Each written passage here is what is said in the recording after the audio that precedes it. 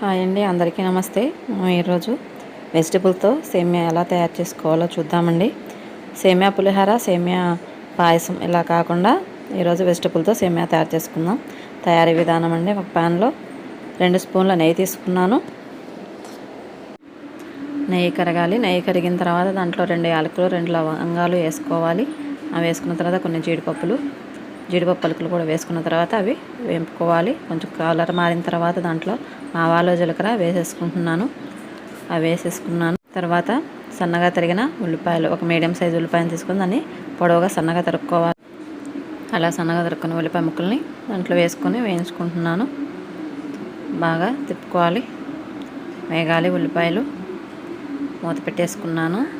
ఒక 2 నిమిషాల తర్వాత పచ్చిమిర్చి కూడా వేసేసుకొని వాటిని కూడా వేయించేసుకుంటున్నాను. మళ్ళీ ఒకసారి మూత పెట్టేసుకోవాలి.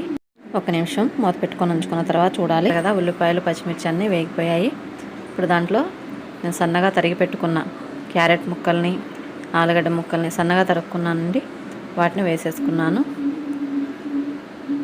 అవి కూడా ఆ నూనెలో మగ్గాలి. తర్వాత కరివేపాకు, 3 రెబ్బల కరివేపాకు వేసుకున్నాను. అవి మొత్తం ఒకసారి తిప్పుకొని మూత పెట్టేసుకోవాలి. ఒక 2 నిమిషాల తర్వాత మూత తీసి చూస్తే ఇలా ఉడికిపోయి ఉంటాయి. దీంట్లో నేను ఇప్పుడు కొద్దిగా అల్లం వెల్లుల్లి పేస్ట్ వేసుకుంటున్నాను.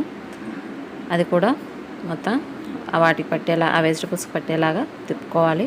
ఆ వెజిటబుల్స్ మొత్తం కర్రీ తిప్పుకున్న తర్వాత కొద్దిగా సాల్ట్ వేసుకోవాలి. దాంట్లో టేస్ట్కి తగినంత సాల్ట్ వేసుకొని మళ్ళీ ఒకసారి తిప్పేసుకొని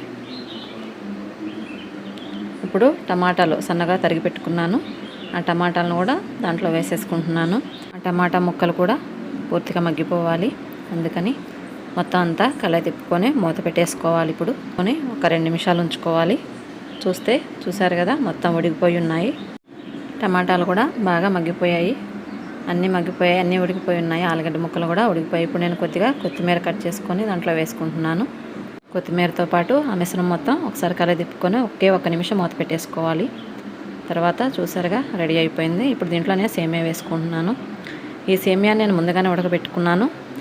వీటిని వేంపే అవసరం లేదు, ఎందుకంటే ఇవి ఫ్రైడ్ సేమియా.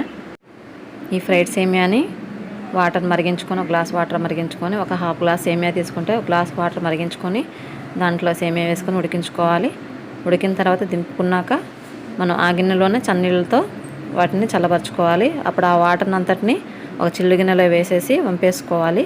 సేమియా ఉండిపోతుంది, వాటర్ అంతా క్రిందకి దిగిపోతుంది. అప్పుడు ఈ సేమియా ఈ విధంగా రెడీ అవుతుంది. ఇప్పుడు చూసారు కదా, ఈ మిశ్రమాన్ని దీంట్లో వేసేసుకొని ఒకసారి మూత పెట్టేసుకుంటున్నాను. 1 నిమిషం తర్వాత తీసి చూస్తే ఈ విధంగా ఉంటుంది. ఇంకా కొద్దిగా సేమియాలో వాటర్ ఉన్నాయి, అవి మొత్తం ఇనికిపోవాలి. అంతవరకు సేమియాని తిప్పుతూనే ఉండాలి. చూసారా, వెజిటబుల్తో సేమియా చాలా కలర్ఫుల్గా ఉంది కదా. 1 నిమిషం మూత పెట్టుకొని తీసుకుంటున్నాను. రెడీ అయిపోయిందండి, వెజిటబుల్ సేమియా రెడీ అయిపోయింది. ఇప్పుడు నేను ప్లేట్లోకి తీసుకుంటున్నాను. తినడానికి రెడీ అయిపోయింది. ప్లేట్లోకి తీసుకొని తినేయటమే. చాలా కలర్ఫుల్గా ఉంది కదండి.